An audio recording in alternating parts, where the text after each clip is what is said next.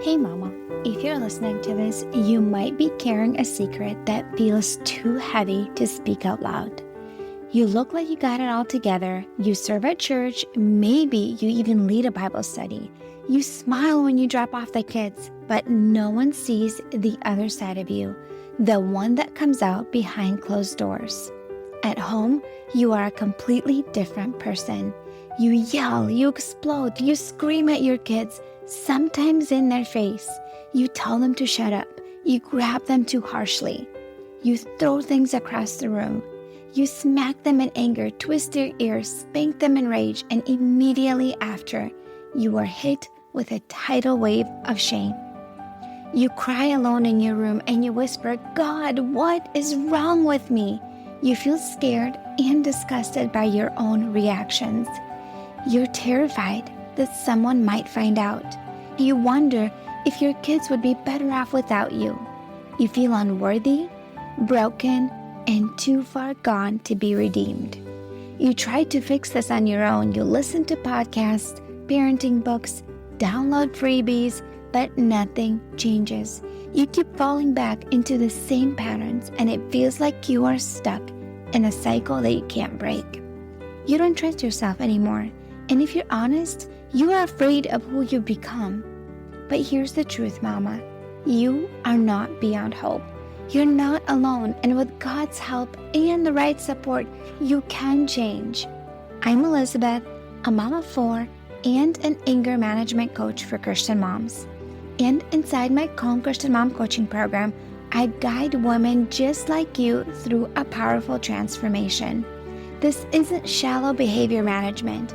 We go deep. We address your triggers, your stress, your mindset, your nervous system, and the spiritual root behind your patterns. We invite God into every layer and walk hand in hand towards healing. In just 12 weeks, you can become a completely different mom, unrecognizable. One who leads with patience, not panic. One whose children feel emotionally safe around her. One who cultivates peace. This summer, I'm offering a Calm Mama strategy session, a powerful 15-minute one-on-one coaching session designed to help you uncover the root of your anger and receive spiritual, emotional, and practical support. It's your chance to experience what coaching is like with me before diving deeper into ongoing support. If we both feel like the full program is the next right step, we can talk about what that looks like for you. You don't have to keep living like this. Your family is worth healing, and so are you. Use the link in the show notes to book the Calm Mama strategy session.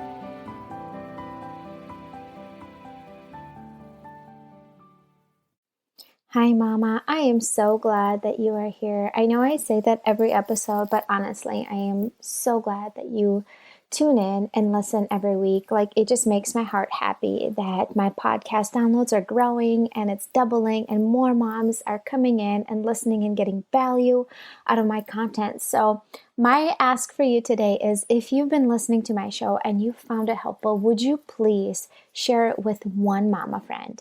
If you can think of one friend that could benefit from my show and all the things that I teach on here, the mindset shifts and overcoming mom guilt and talking about hard, uncomfortable topics that maybe some of us don't talk about, and please share my show with them. Today, I wanted to talk to you about a time in my life where I experienced mom rage for the first time, and it really, really scared me. And then I will share a second story about experiencing mom rage and how I was able to handle it a little bit better than the first time. And both of them are with my oldest son. So my older 2 boys are 3 years apart, and my oldest was 3 years old. Like, they're exactly both January babies. And then my second one was born, and he was a really challenging baby. So he was actually a colic baby. At 2 weeks old, he developed colic, and for about 6 months, he cried a lot. I remember, I would say 8 out of 10 times when we would drive in the car, he would be screaming. It was so hard on my nervous system. I was really overwhelmed a lot. It was just very, very challenging. Like somehow he was able to sleep well at night, but during the day it was just really, really miserable. And if you had a colic baby, you really understand how challenging it is, how frustrating, overwhelming, and stressful it is, especially when you're just by yourself with the kiddos. My husband was working and it was just me at home with the two kids. And so it was about a month in where my baby was crying a lot. I finally got him to go to sleep, calm him down, put him in the swing, and he was rocking in the swing. And my oldest, who was 3 years old, he comes up to him, and who knows what was going through his head. Obviously, I have no idea. He comes up to him and he picks up his little hand and bites his finger. Obviously, the baby wakes up. Obviously, the baby's starting to cry.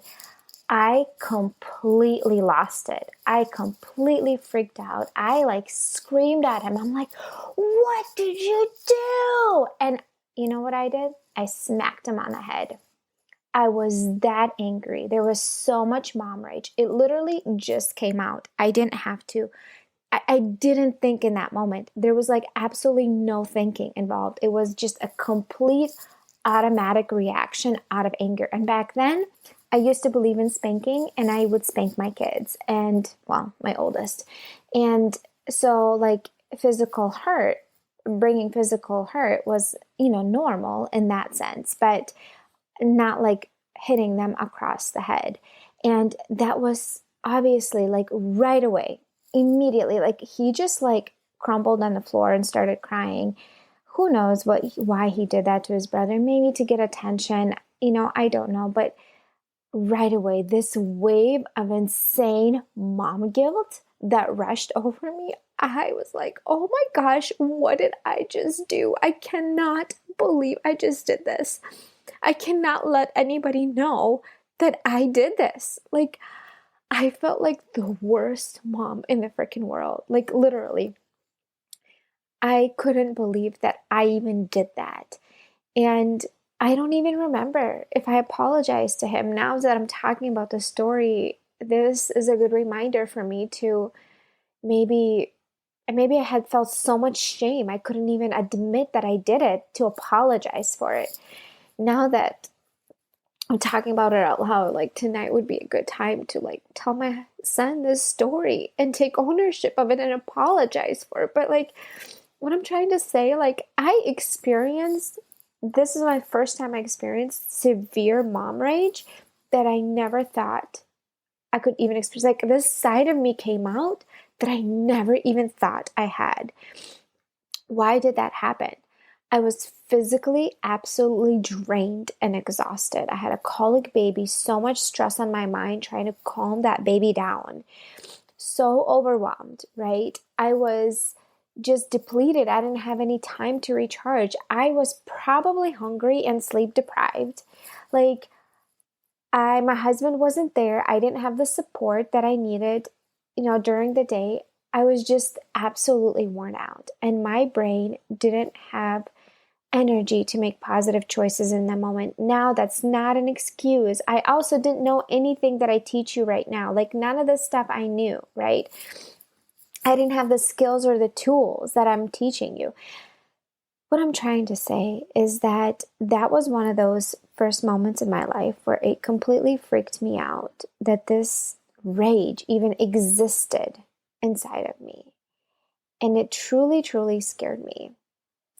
And there was another incident that happened maybe 2 years ago, maybe a little bit less than that. And I was pregnant with my fourth. I was pregnant with my girl. And my oldest son, I don't even remember why he got upset. He was 8-ish or 9-ish at that time.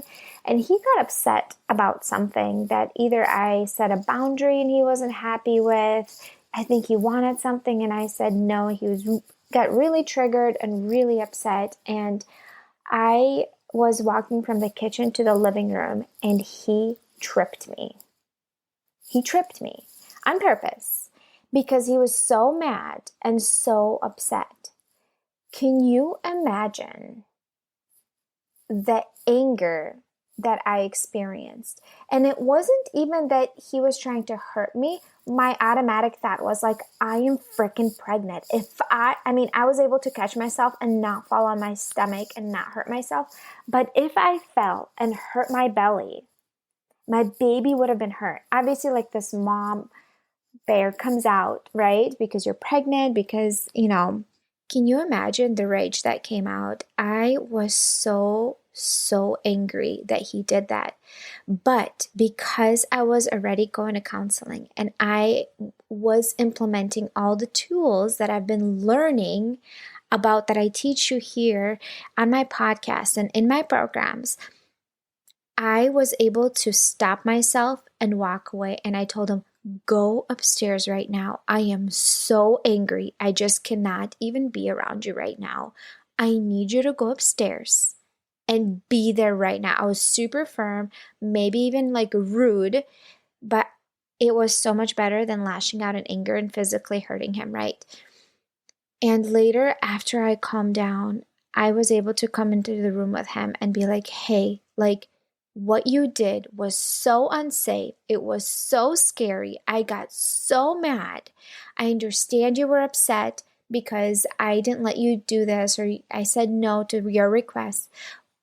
I get it. And it's okay to be upset. It's okay to not like my answer. What is not okay is to physically hurt other people when you're upset, right?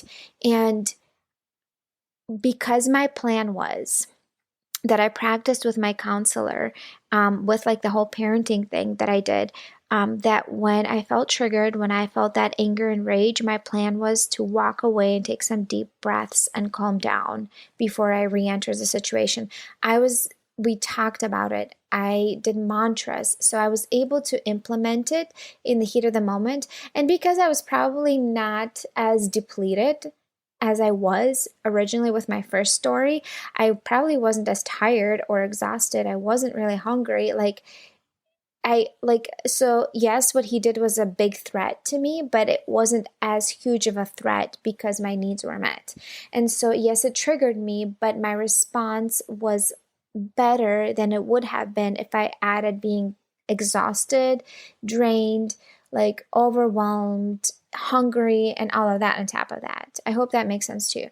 But the moral of the story is like, those are the two incidents that like really pop out in my head when I experienced severe mom rage to the point where I physically wanted to hurt my child, because my natural response, and I talked about fight, flight, or freeze in previous episodes. When there's a threat, some sort of threat, it could be a physical trigger, an emotional trigger, right? When there's mental trigger, when there's some sort of threat in your mind, my tendency with my kids is to do the fight mode. Okay, with my husband, it's the verbally fight. With my kids, it's the physically fight, because I've been spanking previously for years. So it's so hard for me to unlearn that. It's like a big process for me to unteach that to myself. So for me, it was physically fight with my kids, verbally fight with my husband. But when it's around other people that are outside of my family, immediate family, I freeze. My tendency is to freeze or flee. And it's just so interesting how for every situation it's a little bit different. But what I'm trying to say, Mama, I understand what it's like to experience mom rage. I still experience challenging moments, not to that point where I physically want to hurt my kids. It is so rare, few in between, because I practice what I preach in my podcast, in my programs. I am so intentional of implementing all the things that I teach you, because I don't want to have that double standard. I absolutely cannot be around people that are inauthentic, people that are fake. Do I still mess up? Yes. Do I raise my voice? Yes. Do I freak out and scream and lose my marbles at the rest of the family? Extremely rare, super rare. Why? Because of all the things that I teach to you. And Mama, if this is resonating with you and you're like, oh my gosh, I feel like I experience mom rage so often with my family. I hate the person I am around them. All these negative sides of me come out. I feel like I'm damaging my kids for life. I feel like I'm traumatizing them and they're going to have to go to therapy because of me. Mama, I'm here for you, okay? This is what my program is for, to walk alongside you. It's like having a personal emotional support mentor that walks alongside you. One of the reasons that I was able to succeed in all the things that I was learning was, the biggest thing is because I had a counselor that I was meeting with every single week for a year and a half. A year and a half to implement all these new parenting strategies. And she kept me accountable every single week, because that is what I needed. That accountability and the support helps me show up as that best self, right, for my family. We are 90% more likely to succeed at anything when we have support and accountability. Like seriously, 90%. And this is what I want for you. I want you to turn that corner from a mom who feels like she's literally failing left and right to a mom who feels grounded and safe and supported, and mom that is showing up as compassionate, loving, and understanding towards her kids, who actually has the patience. And those mom rage moments are so far few in between. And that is not your norm anymore. No, can we get perfection? Absolutely not. But mama, I promise you there's a much better way to do motherhood. And I'm here to support you. I am confident, like I believe in my program so strongly. I know it's going to change your life completely. You will come out like a whole new person. You're going to be like a completely different mom. Your whole family is going to be like, who is this new person? Like, we don't even know this person. She is happy. She is thriving. She's happy to see the kids. She is looking forward to her days. Like, I promise you, your life is going to change. I'm here for you. I'd be happy to have you in my program. Right now, I'm running some promos. If you are one of the few people that signs up, the first few people that signs up with me, in the next week, you will get $100 off my coaching services. I will be happy to have you here, mama, and I hope you have a good rest of the day. Hey mama, do you find yourself snapping over the smallest things, like spilled milk or constant whining, then feeling horrible afterwards? If you're tired of losing your temper and you want to show up with more patience, I have something for you. It's a free training called How to Be More Patient with Your Kids so you're not screaming over spilled milk. Inside, I'll walk you through 10 simple things you can start doing today to become a calmer, more Christ-like mom, even on the hard days. To get it for free, just leave a rating and review on Apple Podcasts and send a screenshot to hello@emotionallyhealthylegacy.com. Or if you'd rather skip the wait, you can grab it right now for just $27. The link is in the show notes. Let's help you become the peaceful, patient mom your kids need.